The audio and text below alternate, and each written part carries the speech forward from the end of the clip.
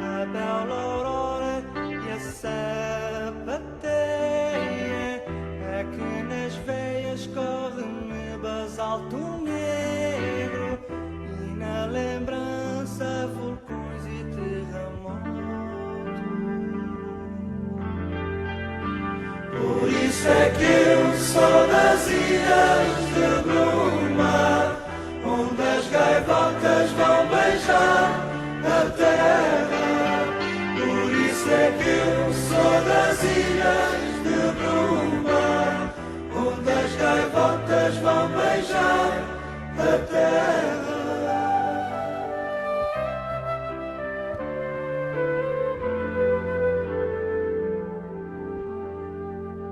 Se no falar trago a dolência das ondas, o olhar é a doçura das lagoas, é que trago a ternura das hortênsias, no coração a ardência das caldeiras.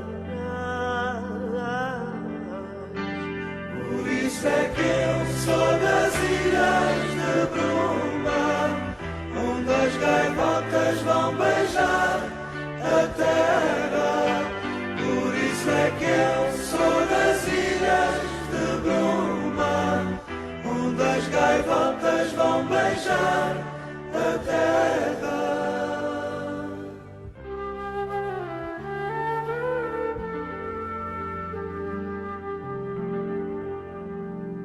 Trago roxo a saudade, esta amargura. Só o vento ecoa mundos na longura, mas trago o mar imenso no meu peito e tanto verde a indicar mais esperança. Por isso é que eu sou das ilhas de bruma, onde as gaivotas vão beijar a terra. Por isso é que eu sou das ilhas de bruma, onde as gaivotas vão beijar a terra.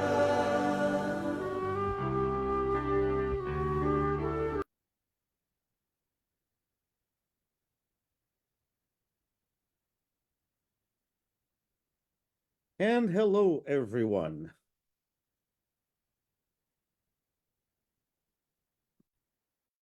Welcome to another session of the Portuguese Beyond Borders Institute, PBBI, from California State University, Fresno. And we are kicking off our spring semester of 2024. Indeed, 24 years already into the new millennium. And so we are here with our featured presentation for today. Our classes begin on January the 18th, but as we mentioned, our cultural programs through PBBI, the Portuguese Beyond Borders Institute at California State University, Fresno, of course, begin a bit earlier, as they always do. And we also do have a summer session as well. And so we begin on January the 8th. We have 3 different events. This is our third and final event for this week. We have 3 different events next week as well. And then we taper off a little bit, but we continue every single week with either one event online or one event in person every single week, basically between now and the end of the semester around May the 15th. And we also continue basically in some weeks with 2 or 3 events. Our event today, as I'm going to share with you, and hopefully all of you can see it, it is titled The Azorean Electoral Dynamics. And so welcome, welcome, welcome. We're happy to have all of you. This is indeed a comprehensive, yet a synopsis, let's put it that way. It's a look at the electoral process in the Azores and a look at the upcoming elections in the Azores, which will be held on the 4th of February. So here in a little over 3 weeks. This is part of our new project at Fresno State. We've always been concentrated on lots of different things related to the Azores. We're coming up on our fifth anniversary here in about 7 weeks, and been doing an Azorean diaspora project on an ongoing basis, but we have changed it to the Azorean Diaspora Forum, which is something we're going to be formalizing this year, along with our Cata Natalia Correia and many other projects that we will continue at Fresno State, the Portuguese Beyond Borders Institute. We also are partnering up for some of our presentations with the California Portuguese American Coalition. And of course, PBBI at Fresno State has a generous gift every single year and sponsorship by the Luso American Development Foundation that is flagged from Lisbon, Portugal. That has happened since our inception, coming to celebrate pretty soon our fifth anniversary.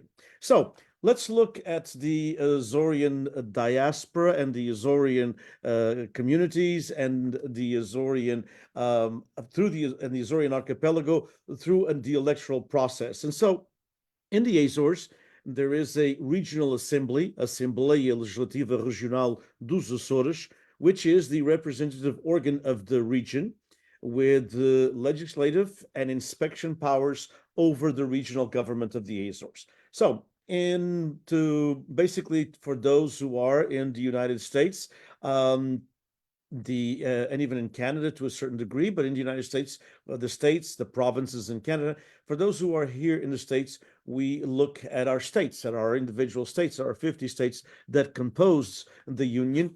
And in the Azores, the autonomous region is a bit different. So the powers are shared a bit different than here in the United States of America. And so we can compare it a bit to our states, but they are quite different.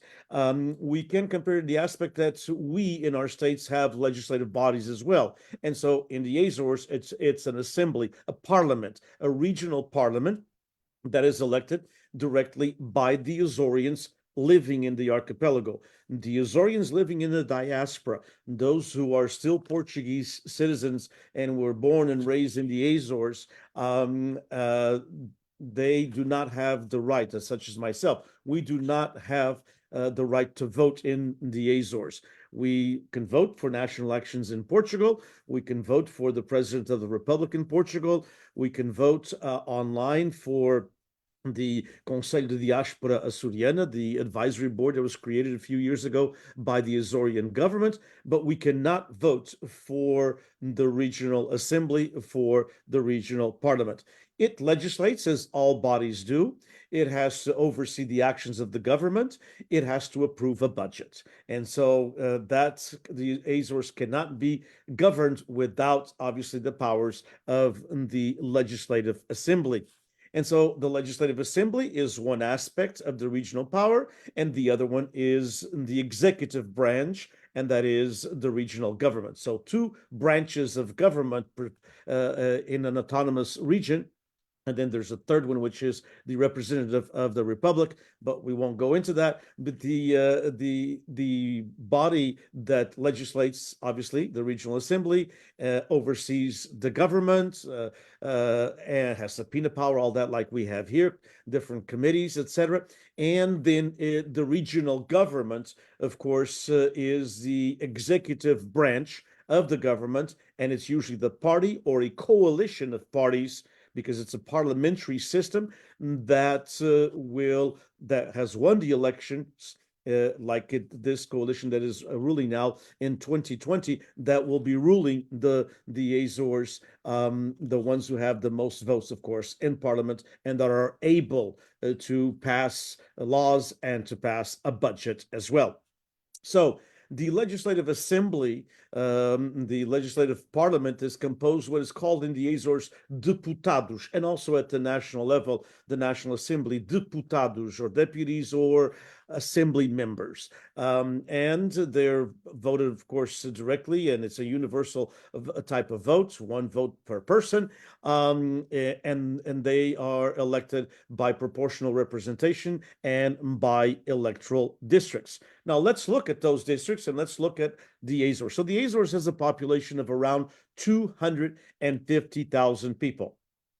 Those 250,000 people in the Azores, again, the diaspora does not vote for regional assemblies. So those 250,000 people have their own parliament, have their own regional government, and they elect 57 assembly members or deputados. Now, of course, there's debates all over, whether it's be in the Azores, whether it be in the Azorean diaspora. Here in the Azorean diaspora, it's kind of like everybody is a political pundit. But in the is it too many?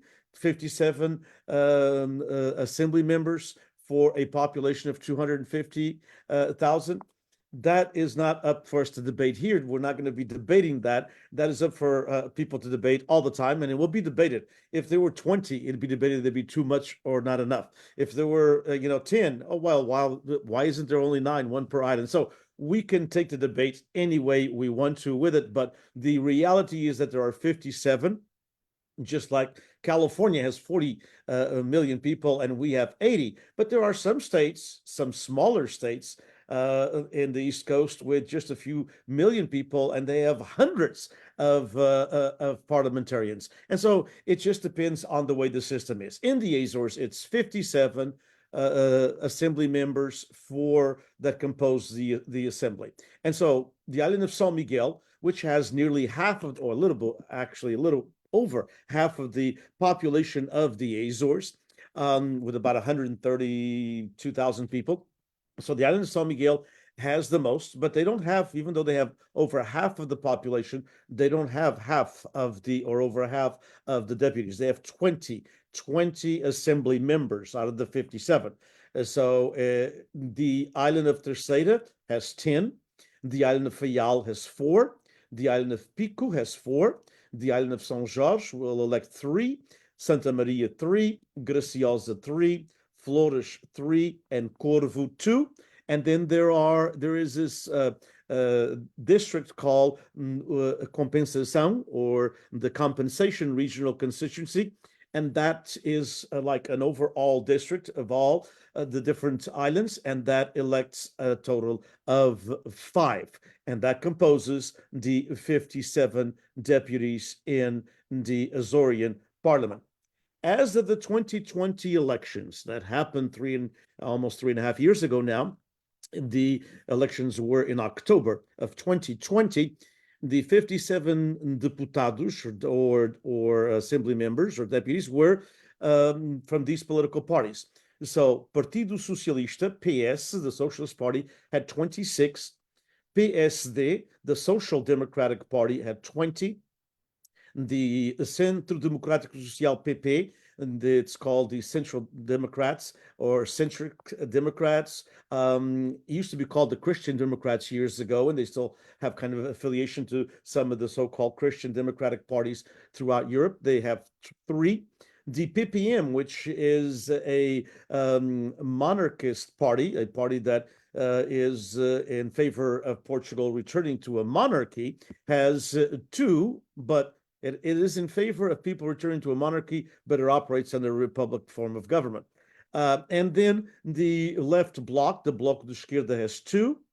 The Chega is a new political movement, has 1. The Iniciativa Liberal, fairly new also political movement, has 1. The PAN, which is the Animal Rights and Nature and People, called People, Animals and Nature Party, has 1. And then there's one that's independent. He was elected as part of the Chega. There was a fallout, and he decided to continue in parliament, but as an independent assembly member. Now, if we look at this, what does this mean here in the United States, where we are actually used to 2 political parties, even though we do have more? We have the Green Party, we have the Libertarian Party, we have the Communist Party USA, we have the Freedom Party here in California, we have the American Independent Party. We have other parties when we go to cast our ballot, as all of you who vote in the United States know. It's not just two political parties. It's there are, especially at a state level and a national level, there sometimes are 5 or 6 parties, but the major party, never a third party candidate has really scored big. And so the major two parties were kind of used to Democrat, Republican, Democrat, center left, Republican, center right. And then, of course, within the Democratic Party and within the Republican Party, there's everyone from the center all the way to the left. And in the Republican Party, the center is there, not as much as it once was, but there is, of course, more right, and then all the way to the extreme right as well. And they're all under these two big umbrellas. That's not the case in the Azores. So the Portuguese Socialist Party, the one that won with 26 deputies, has is a center-left party. The PSD is a center-right party. The CDS used to be a center-right party. It still is a little bit more to the right, maybe, than the PSD. The monarchists, as I said, they're considered a right-wing party, but they, under a republic form of government and in a republic and a democratic republic, they want Portugal to be a monarchy. And then the Bloco de Esquerda is a left-wing party. The Chega is considered in Portugal an extreme right-wing party. The Iniciativa Liberal, a liberal initiative, when people in America hear the word liberal, they think left. It's the opposite in Portugal. So the liberal initiative, Iniciativa Liberal, EL or IL in English, is a right-wing party. And PAN is kind of a center left, sometimes center right. So they have a very interesting agenda that probably would be more considered in the United States center left. And so with all of these parties together, sometimes it's hard for one of them by themselves to win elections. If we look at 2020 elections and you look at those numbers right there, you will see that the Socialist Party won the majority, 26, but there are 57. So in order for any law to pass, you have to have 29 votes. So they couldn't rule. They had to do a coalition with other parties. So they weren't able to, but the PSD, which came in second place with 20 assembly members, was able to do a coalition with the CDS that gave them 23, with the monarchist party that gave them another 2. So they gave them 25. That is still 1 vote less than the PS got. So how were they able to form government, and how were they able to govern for the last almost 3.5 years? Well, they were able to do it because they did a coalition with those 3 parties, the PSD, the CDS-PP, and the PPM, and then they were able to do a parliamentary accord, not with the left bloc, but with Chega, at the time with 2 deputies, okay? So they had 26, if you 25, if you recall. Now they have 27. And they were able to also get 1 vote from the Iniciativa Liberal. So they gave them 1 more. Okay, so all of a sudden they went from 25, 27 to 28 and PAN, and that gave them the 29. And so the other parties basically had, if you add the 2 votes, or I should say the 2 deputies from the left bloc to the Socialist Party, that gave them 28. The Socialist Party would have had to go get another vote from somewhere. That didn't happen. The PSD was able to do a coalition. The coalition governed Portugal, or I should say the autonomous region of Portugal, the Azores. It governed the Azores for the last 3 years. It is now a government that is basically just an interim government until the next elections that are going to be, as I mentioned, on February the 4th. Now, before we continue in analyzing a little bit more of that, probably more than you want to know about the Azores and the electoral political system, but that is what this talk is about. This is the abstenção, or that is votes who don't vote. Folks who don't vote, I should say it that way, or not votes who don't vote, but votes, folks who do not go and vote. It started at the first elections were 32%. So the first time the Azoreans went to the ballot box, 32% decided not to vote. And that falls a lot in line with many of our national elections, also 25, 30, 40 years ago. It's not that now, unfortunately. But in the Azores, it's gone up ever since, other than the second election. You see, the second time, only 23% decided to stay home. But then that number increased back again to 37, 41, 37. It was around that 40% mark, 40, 41, 47 one year, 47 another, 44 another year. But last time we had an election in the Azores in October of 2020, 54%, actually a bit more than 54 and a half of the Azoreans that were able to vote did not vote. And that's huge. That means that basically less than 46% of the population was voting. And that is a problem that all political parties, though, that amalgam of political parties I just listed, really do have. And that is a problem for democracy. And that is a problem for a democracy that is as young as Portugal is, because we're just now, this year, going to commemorate the 50th anniversary, as you heard in our presentation yesterday, of the Golden Jubilee of Portugal's Carnation Revolution that took Portugal from a 50-year dictatorship to a democracy. And the Azores, basically, the autonomy is from 1976. So we're talking less than 50 years, 48 years of autonomy, and we've gone from 30%. One year with a record 23, which is what everyone should aspire to. Actually, less than that, it should be zero. But 20% of the folks that are able to vote, not going to vote. You have folks in nursing homes that can't do it. You have folks, because of health reasons. You have folks because of many reasons. But 23, 25% is kind of a very healthy democracy. 54.6% not participating. That's not a very healthy democracy.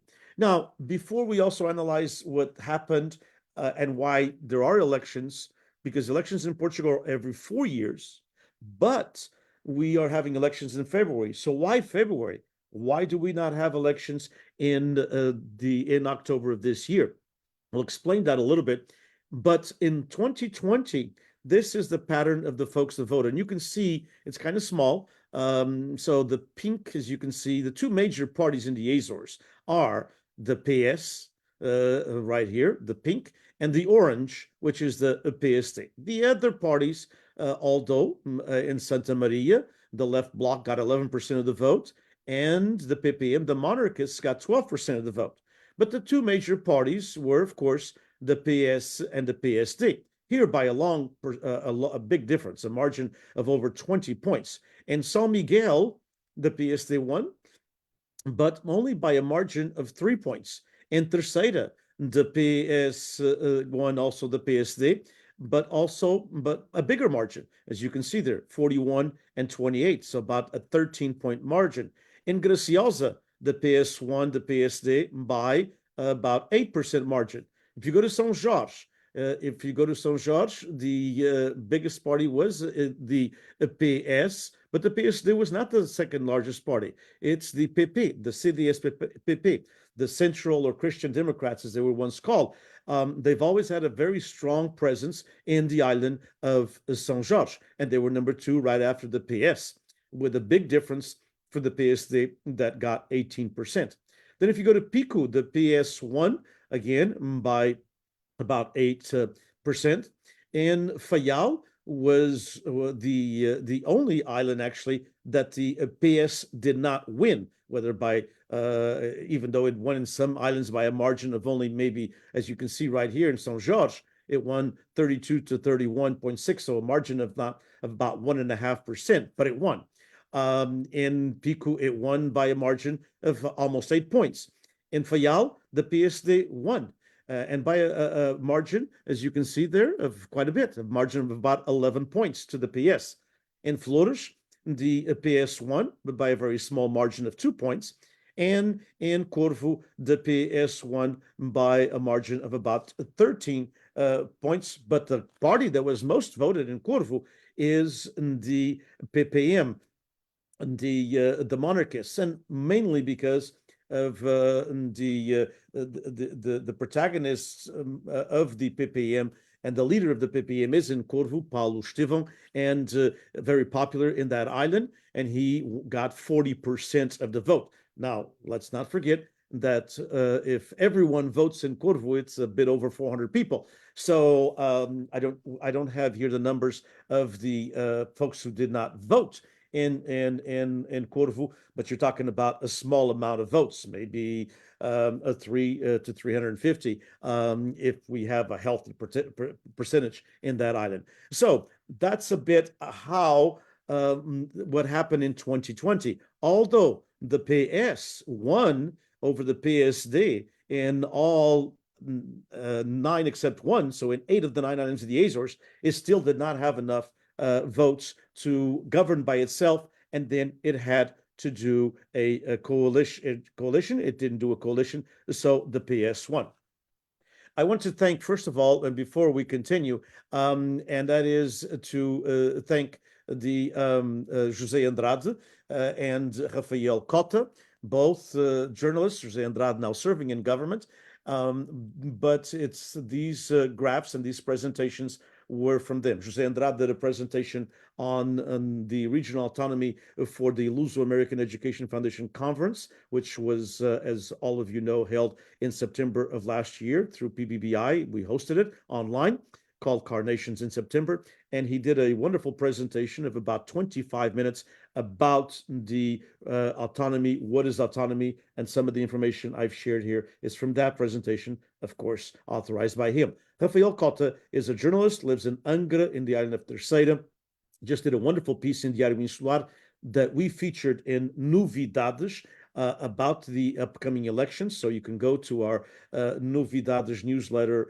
and you can see that and read it. We've translated it to English. And so you can read that wonderful piece with all the graphs that I've shown you here by Rafael Cota. So I want to thank both of them for collaborating with this presentation. So time to raise hands, as we would do in school. And so new elections will be held indeed on February the 4th. So why are the new elections held now and not in October? When does the campaign start? What are the predictions? And what's not who, but what do polls show? So a couple of things. First of all, the elections are now and not in October because Parliament, if we go back here to the Parliament, if we go back just a little bit, if I can, go back to the to that. Well, it would not allow me, but we'll see what happens here. If we go back to the Parliament, this is actually a picture of the Azorean Parliament. And the componency of the Parliament, as I mentioned to you, was basically a coalition, okay? And so if we go to the coalition right here, the coalition was with the PSD, okay, the CDS, and the PPM. This is the ruling parties. These are the 3 parties that were able to to make up a government, okay? And they're the 3 parties that have executive power. So they did it with 25 deputies, and then they had an agreement with these other parties, a parliamentary agreement. In other words, we are going to vote to pass the laws. We are going to vote. We don't want to be part of the coalition government, but we will be in favor of this coalition government and governing, and we will vote for the most important thing, which is a budget. Without a budget, countries, as we know, the political circus, for lack of a better word, that we have with budgets at a national level in the United States, and everything always kicking the can down the road a bit more, and in many states of the union as well. In California and a couple other states, we don't have as much political turmoil because there's a party that has the majority. That's not the case, obviously, here in the Azores. It's a coalition, and then this coalition depends on another 4 deputies in order to have a budget. They passed the budget the first year in 2021, 2020, for 2021, for 2022, for 2023, now for 2024. In November, when the parliament met, they would not agree on it. These parties, the Chega, the Iniciativa Liberal, the Independent, said that they're not going to support the budget that was presented by the coalition. The PS voted against it as well. The Bloco de Esquerda voted against as well. So basically, the president of the regional government of the Azores, which is a member of the Partido Social Democrata, the largest of that coalition with 20 deputados, went to the president of the government of the Portugal, I should say, the president of the republic, and gave the report that he could not have a budget approved, so he could not rule he could not lead the government. And so all political parties, whether they were in government or in opposition, agreed that the best thing would be to have early elections. So without a budget, the elections were done as soon as they could. And this happened, as I said, in late November, early December. And so the elections were put in the calendar for April 4th, here in a little over 3 weeks. And all of these parties, plus others, there are now a total of 11 different political forces that are going to be running for the election on the 4th of February. The other question was, when does the campaign start? So in Portugal and the Azores and all of Europe, campaigns traditionally are very, very unique in the aspect that the official part of the campaign is usually about 3 weeks before the election. So 2 to 3 weeks before the election. So the campaign officially has not started, but unofficially, ever since the talk about a budget not passing, everyone's been on campaign mode, even before, just like here in the United States of America. But, and if you look at the newspapers, because in Novidades, we've been following that to give our readers through Bruma Publications a bit of knowledge of what's going on in the Azores. But if you follow the newspapers in Portugal, in today's Diário Insular from Angra, the majority of the news was about the election. So there were about at least 6 stories about the election. And it's been like that for the last 10 days or so. So even though officially, the campaign has not began, but the pre-campaign, as they call it, pre-campaña is in full force in the Azores. What are the predictions? Well, political pundits will tell you that anybody who does that, predictions in politics, not very safe bets.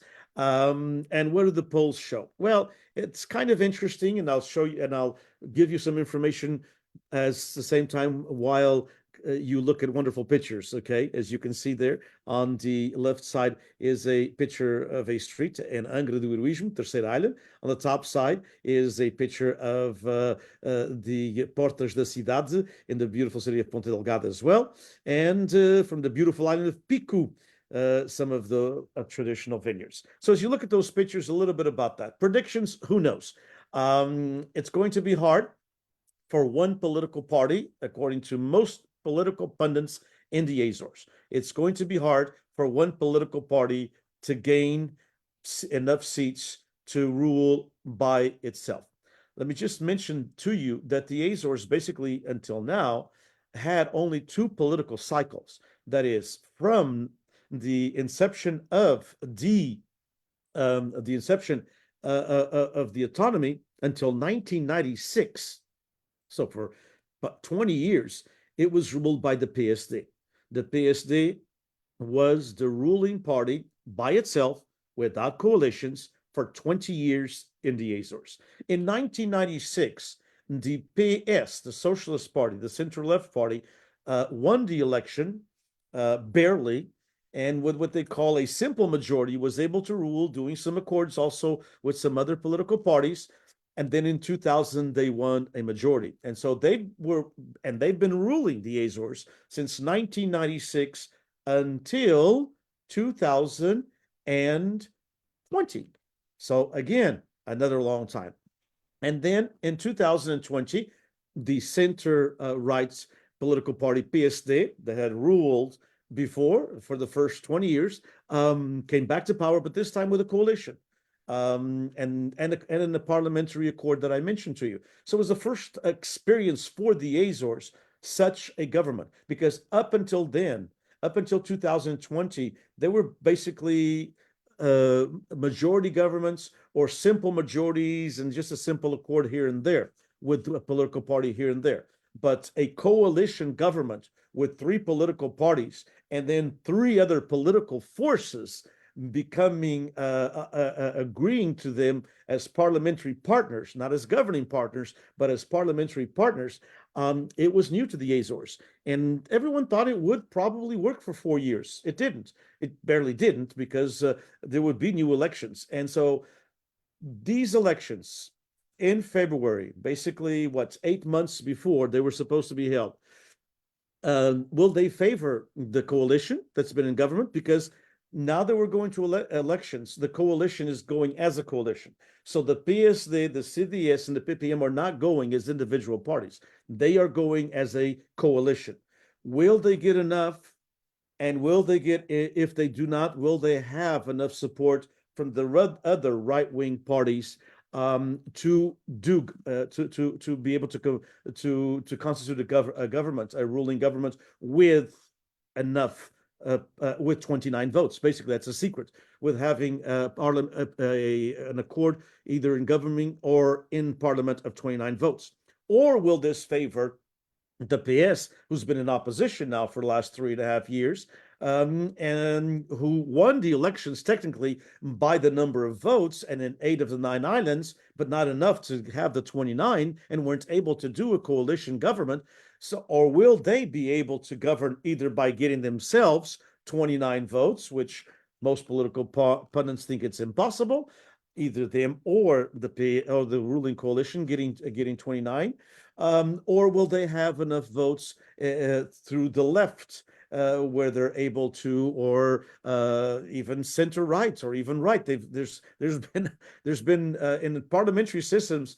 Sometimes we said here in America that politics makes strange bedfellows, but indeed in parliamentary systems there are some very, very strange ones. So we don't know exactly if it's going to favor. Obviously, you have pundits who have connections with this party A, B, C, or D, and they're all going to give their opinion. Or you have people in government, which is kind of something interesting in the Azores. You have people in government that write op-ed pieces, and obviously they're just basically a pamphlet for their political party that they're in government right there and then. It's not even all political pundits and all analysts have a political tendency. We all know that, okay? But and I write a lot about American politics and Portuguese politics, and I have my tendencies as well. But we try to put forth an article that is objective. It's not just we are an official government entity.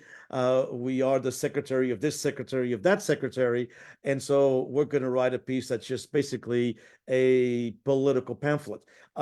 So the political pundits in Portugal, and in this case specifically to the Azores, even though they have their own political leniencies, a lot of them are unsure, really, of who is going to win and what is going to happen here in a few weeks in the Azores. So that is a bit about the situation in the Azores.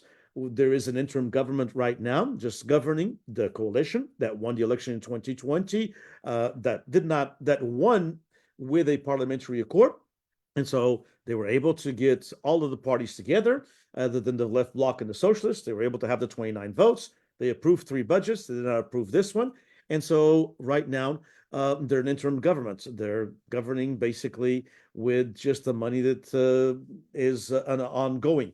But in February, whoever wins will have a few weeks to make up a government, and then more than likely the new government, whether it's a continuation of the coalition or whether it's a left-leaning with the PS leading it, it will more than likely, of course, begin to rule the Azores sometime around mid to end of February, and then all the parliamentary battles go all over again.